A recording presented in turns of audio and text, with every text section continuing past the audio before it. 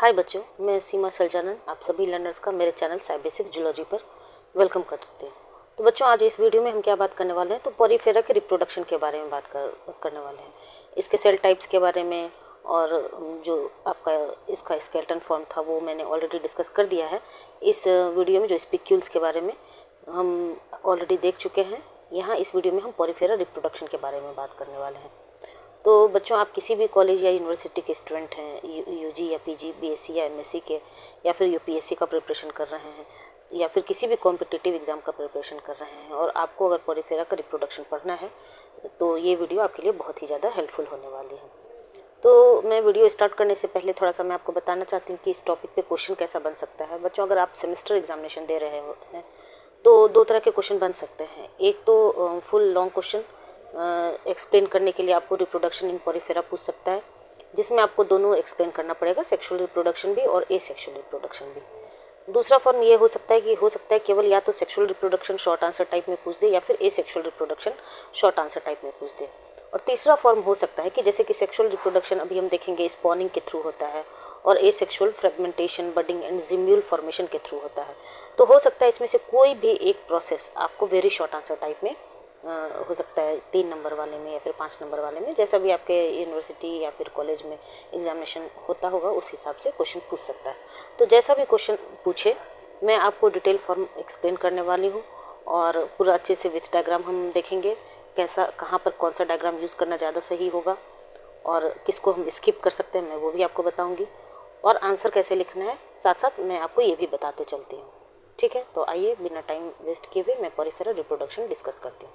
वैसे तो मैंने शॉर्ट्स के फॉर्म में इसका इंट्रोडक्शन थोड़ा सा आपको दिया है, बट मैं जैसा कि आपको रिकमेंड करती हूँ कि जितने भी स्टूडेंट हैं सबसे पहले आप एक डिटेल फॉर्म उसका देखा करिए, और अगर किसी टर्म का सिर्फ इंट्रोडक्शन जानना चाहते हैं या फिर अगर डिटेल कॉन्सेप्ट आप अच्छे से गेन कर लिए हैं तब आप उसके रिविज़न पर्पज़ के लिए शॉर्ट्स पे जा सकते हैं। ठीक है, तो अभी तो मैं इस वीडियो में पूरा डिटेल फॉर्म सेक्सुअल रिप्रोडक्शन और एसेक्सुअल आपको एक्सप्लेन करूँगी। उसके बाद मैंने क्या सोचा है कि ये जितना प्रोसेस है आपका, स्पॉनिंग हो गया, फ्रेगमेंटेशन हो गया, बडिंग हो गया, जिम्यूल फॉर्मेशन हो गया, उसको मैं इंडिविजुअल भी आपको डिस्कस कर दूंगी, क्योंकि कुछ बच्चे हो सकता है कि एक साथ बहुत ज़्यादा डिटेल कॉन्सेप्ट नहीं गेन कर पाते हैं, तो उन्हें छोटा छोटा वीडियो देखना पसंद होता है, और कुछ बच्चे होते हैं कि जो कंटिन्यूअस में डिटेल फॉर्म में वीडियो देखना चाहते हैं। तो जो बच्चे जिस तरीके से देखना चाहते हैं, तो मैं चाहती हूँ कि हर एक बच्चे की हेल्प हो इस चैनल से।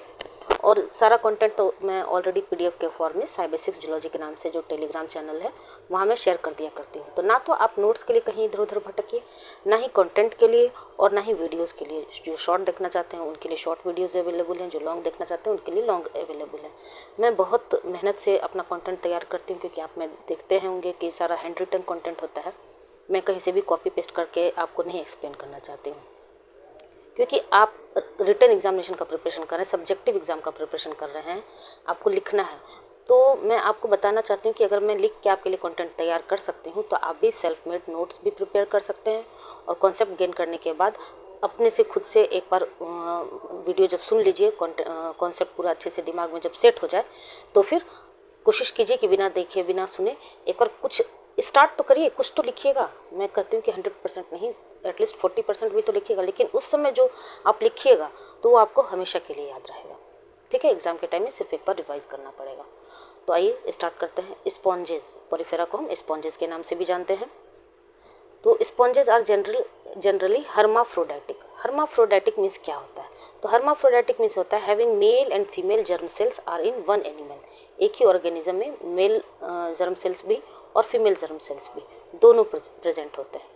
उस तरह के ऑर्गेनिज्म को क्या कहते हैं? हर्माफ्रोडाइटिक। ठीक है, तो ज़्यादातर जितने भी स्पॉन्जेस हैं, most sponges reproduce sexually through asexual reproduction में ऑल्सो।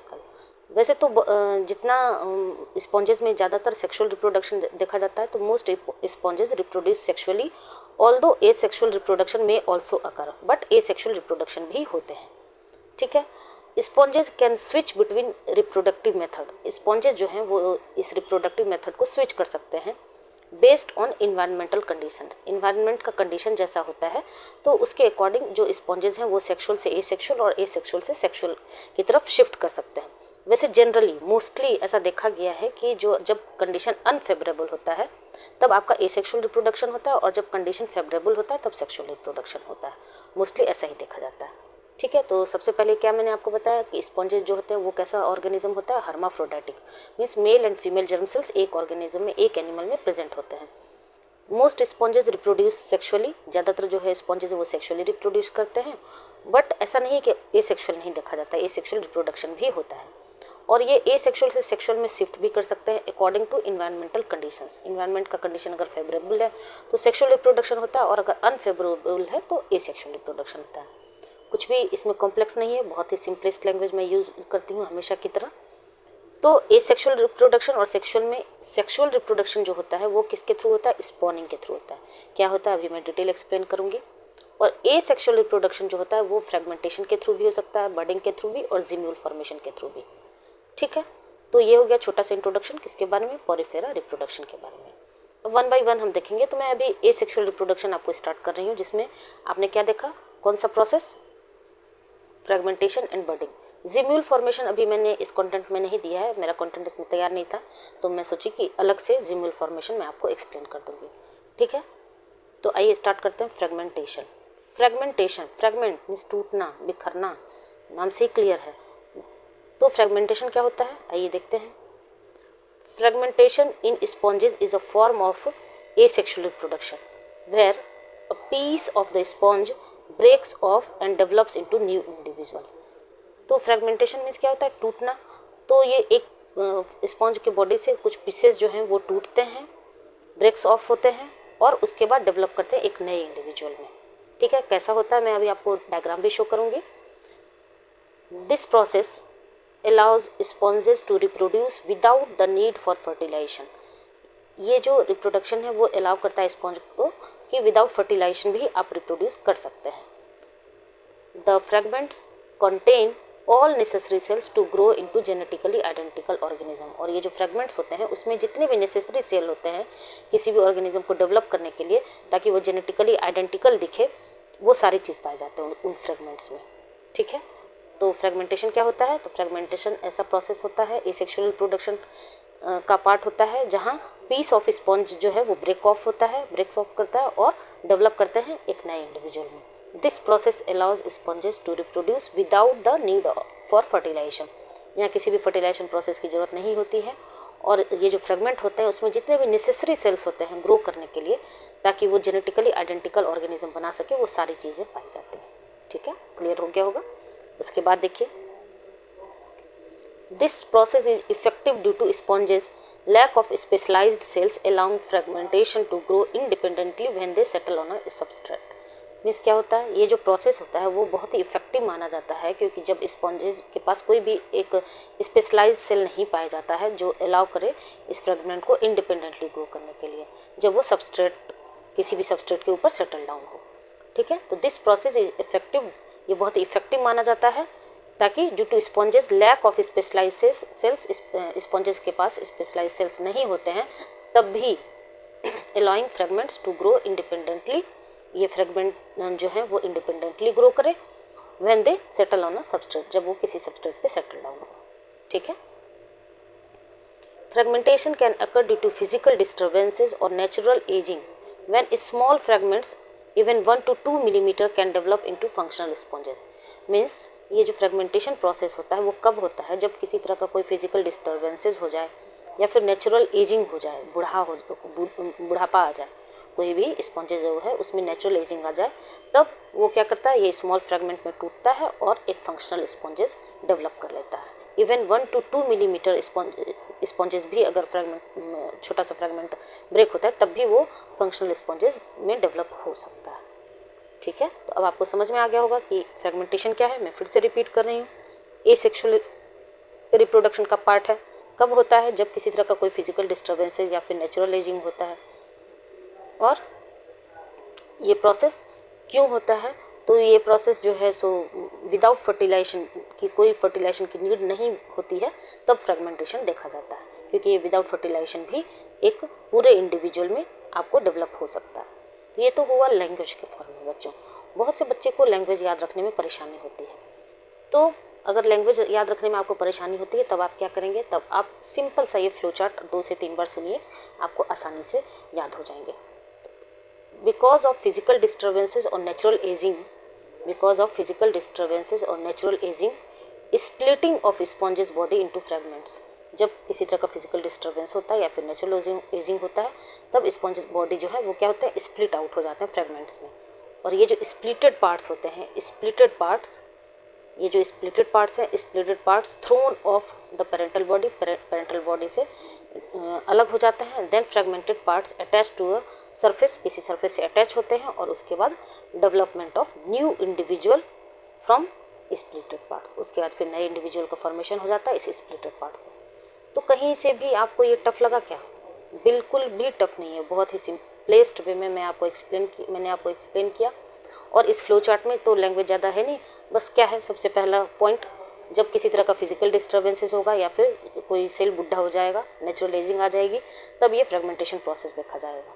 क्या होता है इसका मैकेनिज्म? तो splitting of sponges body into fragments, sponges जो है वो फ्रेगमेंट में टूट जाता है, टूटा टूटा एक परिंदा ऐसा टूटा।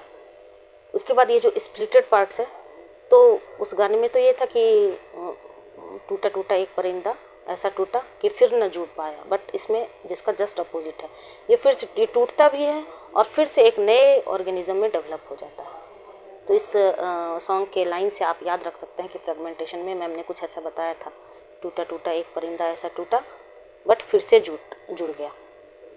ठीक है, तो स्प्लिटेड इंटरेस्टिंग बनाइए, अपने स्टडी को इंटरेस्टिंग बनाइए, कनेक्ट करने की कोशिश कीजिए। हमारे आसपास जितनी भी चीज़ें हैं, इतने सारे सॉन्ग्स हैं, इतनी सारी स्टोरीज़ हैं, तो जब आप कनेक्टेड बेसिस पे कोई चीज़ पढ़िएगा तो वो चीज़ बहुत ही इंटरेस्टिंग होगा आपके लिए बच्चों। ठीक है, तो जब कोई फिजिकल डिस्टर्बेंसेस होता है, नेचुरल एजिंग होती है, तब जो स्पॉन्जेस की बॉडी होती है वो स्प्लिट आउट हो जाते हैं, टूट जाते हैं फ्रेगमेंट्स में। उसके बाद ये जो स्प्लिटेड पार्ट्स है वो पेरेंटल बॉडी से अलग हो जाते हैं, फिर फ्रेगमेंटेड पार्ट जो है वो किसी सरफेस से अटैच हो जाता है और फिर डेवलपमेंट ऑफ न्यू इंडिविजुअल होता है। ठीक है, तो ये तो हो गया आपका लेफ्ट साइड लैंग्वेज के फॉर्म में और right side flow chart revision purpose से। अब इसके डायग्राम पे आइए, यहाँ देखिए ये है आपका एसेक्सुअल रिप्रोडक्शन फ्रेगमेंटेशन। इसमें क्या होता है, यहाँ देखिए ये स्पॉन्जेस बॉडी है, यहाँ देखिए ये आपको मैं थोड़ा सा जूम करके आपको दिखाना चाहती हूँ। ये जो आपको रेड से लाइनिंग दिख रहा है इधर इधर इधर, ये क्या है, लाइन ऑफ वीकनेसेस। जब फ्रेगमेंट में टूटेगा ना, तो जहाँ से वीक पॉइंट होगा वहीं से टूटता है, तब ये फ्रेगमेंट्स बनते हैं। ठीक है, तो स्पॉन्ज इज स्प्लिट और ब्रोकन इनटू पीसेस, फ्रेगमेंटेशन में टूट जाता है। और ये जो पार्ट्स स्प्लिटेड हैं, ये जो स्प्लिटेड पार्ट्स हैं, तो parts splitted and thrown off the parental body, body से पेरेंटल बॉडी से अलग हो जाते हैं, और development of new individual, new clones attach to a surface and begin to grow. ये डायग्राम क्लियर है एसेक्सुअल रिप्रोडक्शन का। इसी प्रोसेस को फिजन भी कहा जाता है, फ्रेगमेंटेशन भी कहा जाता है। ठीक है, तो ये पेरेंटल बॉडी है, पेरेंटल बॉडी में ये क्या है, आपका पेरेंटल बॉडी है। पेरेंटल बॉडी में यहाँ पर कुछ वीकनेसेस, जो वीक एरियाज हैं, लाइन ऑफ वीकनेसेस हैं, वहाँ से टूट जाते हैं, स्प्लिट आउट हो जाते हैं। कब होते हैं, तो जब कोई फिजिकल डिस्टर्बेंसेस हो, या फिर जब ये जो स्पॉन्जेस सेल्स हैं वो बूढ़े हो जाते हैं, तब ये पार्ट्स में टूटते हैं, किसी सरफेस से अटैच होते हैं और फिर डेवलप कर जाते हैं नए इंडिविजुअल में। मुझे लगता है मैंने इतनी बार आपको रिपीट कर दिया कि आपको सुनते सुनते ही याद हो गया होगा। ठीक है, एसेक्सुअल रिप्रोडक्शन में दूसरा पोर्शन क्या है आपका, दूसरा मैकेनिज्म क्या हो सकता है, बडिंग का। दूसरा फॉर्म क्या हो सकता है, बडिंग का। तो बडिंग आपने हाइड्रा के टर्म में भी सुना होगा, यहाँ भी बडिंग टर्म यूज होता है। Budding is a form of asexual reproduction where an outgrowth और bud forms at the base of the parent sponges. Budding क्या होता है, ये भी एसेक्सुअल रिप्रोडक्शन का ही फॉर्म होता है। इसमें क्या होता है, तो आउटग्रोथ और बड फॉर्म्स हो जाते हैं कहाँ, तो पेरेंट स्पॉन्ज के बेस के पास। ठीक है, कैसा होता है अभी मैं डायग्राम से भी आपको दिखाऊंगी। This process begins with cytoplasmic changes. तो ये प्रोसेस कैसे होता है, कैसे स्टार्ट होता है, तो कुछ साइटोप्लाज्मिक चेंजेस होते हैं that lead to the development of the bud, और वही बड का फॉर्मेशन करता है, which derives nutrients from the parent. और ये जो बड है वो न्यूट्रिएंट कहाँ से लेता है, तो पेरेंटल बॉडी से लेता है। ठीक है, फ्रेगमेंटेशन में फिजिकल डिस्टर्बेंसेस हुआ था, इसमें क्या होता है, साइटोप्लाज्मिक चेंजेस होता है। ठीक है, उसके बाद वंस मेच्योर, जब ये बड मेच्योर हो जाते हैं, then the bud can either detach, अलग भी हो सकता है, और रिमेन अटैच्ड। तो जो डिटैच्ड पोर्शन है to become an independent organism, वो एक इंडिपेंडेंट ऑर्गेनिज्म बना देता है। और ये जो रिमेन अटैच्ड वाला पोर्शन होता है वो कंट्रीब्यूटिंग टू अ कॉलोनी, वो कॉलोनी का फॉर्मेशन करता है, कॉलोनी में अपना योगदान देता है। ठीक है, तो budding can occur throughout the year, ये पूरे साल चलता है। And is influenced by environmental factors such as temperature and nutrient availability. और ये इन्फ्लुएंस किया जाता है किसके द्वारा? टेम्परेचर और न्यूट्रिएंट अवेलेबिलिटी के द्वारा। जैसा टेम्परेचर होगा उसके लिए जैसा कंडीशन चाहिए तब ये बर्डिंग का प्रोसेस होगा। ठीक है, तो बर्डिंग आपको समझ में आ गया होगा। ये एक नॉर्मल आउटग्रोथ होता है, बर्ड का फॉर्मेशन हो जाता है पेरेंटल बॉडी में। उसके बाद कुछ साइटोप्लाज्मिक चेंजेस होते हैं और ताकि वो जो बर्ड है वो डिराइव कर सके पेरेंटल बॉडी से न्यूट्रिएंट को। जब ये मैच्योर हो जाता है बर्ड तब ये डिटैच भी हो सकता है और रिमेन अटैच्ड भी हो सकता है। अगर डिटैच हुआ तो ये एक इंडिपेंडेंट ऑर्गेनिज्म बना देगा और जब रिमेन अटैच्ड होता है तो ये कॉलोनी का फॉर्मेशन कर देता है। और ये जो प्रोसेस है वो कैसे इन्फ्लुएंस होता है? तो इन्वायरमेंटल फैक्टर्स जैसे कि टेम्परेचर हो गया, न्यूट्रिएंट अवेलेबिलिटी हो गया, तो उससे इन्फ्लुएंस हो सकता है। ये तो हो गया बच्चों लैंग्वेज के फॉर्म में, जो कि बहुत ही सिंपलेस्ट लैंग्वेज था। अब फ्लो चार्ट देख लीजिए। फ्लो चार्ट में क्या हम करेंगे देखेंगे तो यही सेम चीज़, आउटग्रोथ और bud forms at the base due to cytoplasmic changes, bud continues to grow, में अटैच्ड विथ पेरेंटल बॉडी के साथ अटैच भी हो सकता है और detached and grow independently. Budding can be influenced by temperature and nutrient availability. तो आपको जैसा भी याद हो रखना चाहें, फ्लो चार्ट के फॉर्म में, लैंग्वेज के फॉर्म में, दोनों याद रखना चाहें तो और भी अच्छी बात है। अब इसके डायग्राम पे आइए। डायग्राम कैसा होता है यहाँ देखिए। Outgrowth begins to grow at base, यहाँ बेस के पास आपको आउटग्रोथ दिख रहा है। Bud continues to grow, bud continue करता है, ग्रो करने की कोशिश करता है। उसके बाद बर्ड में remain attach to the parent, जैसे कि हमने देखा, और bird breaks off and attaches to a new surface. ठीक है, तो वो बर्ड रिमेन अटैच्ड भी रह सकता है और डिटैच भी हो सकता है। ये क्या हुआ? बर्डिंग प्रोसेस हो गया।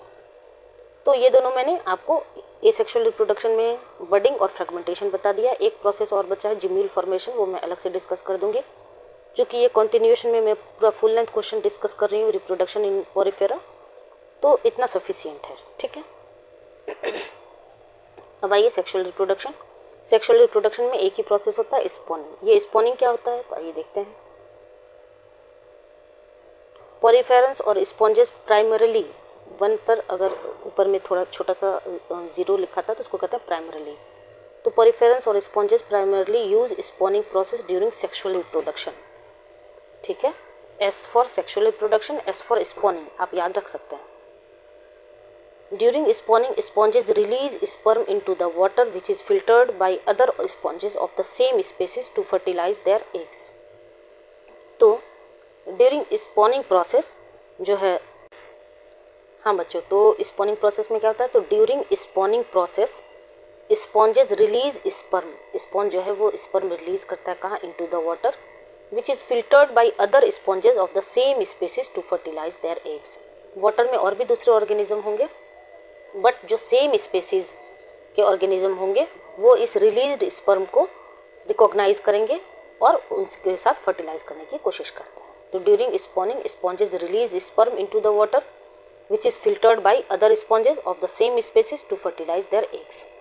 After fertilization, the embryos develop into the motile larvae that settle and grow into adult sponges. और उसके बाद fertilization के बाद embryo का formation होता है, उसके बाद फिर वो लार्वा का फॉर्मेशन करते हैं और फिर वो लार्वा क्या होता है? एडल्ट के फॉर्म ले लेता है।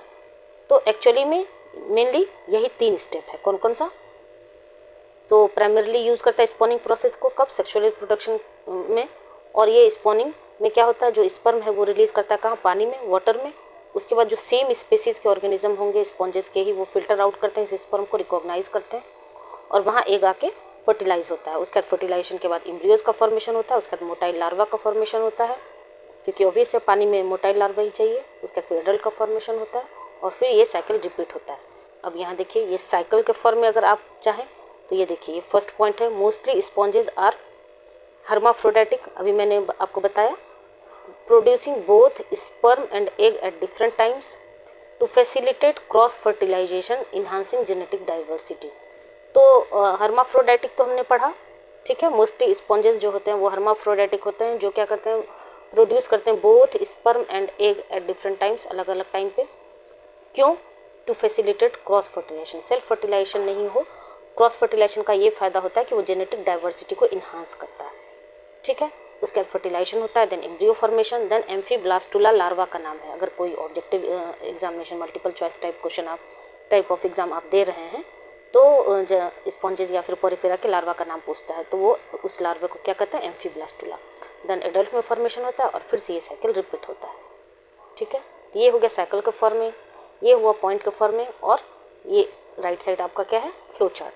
क्या है फ्लो चार्ट, ज़्यादा कुछ नहीं है, स्पर्म सेल और एग सेल वाटर में है, वहाँ फर्टिलाइजेशन होता है, देन एम्ब्रियो का फॉर्मेशन होता है, देन उसके बाद क्या होता है, उसके बाद एम्फीब्लास्टुला लार्वा का फॉर्मेशन होता है, then larva settles and attach to bottom, then new sponges and then adult sponges.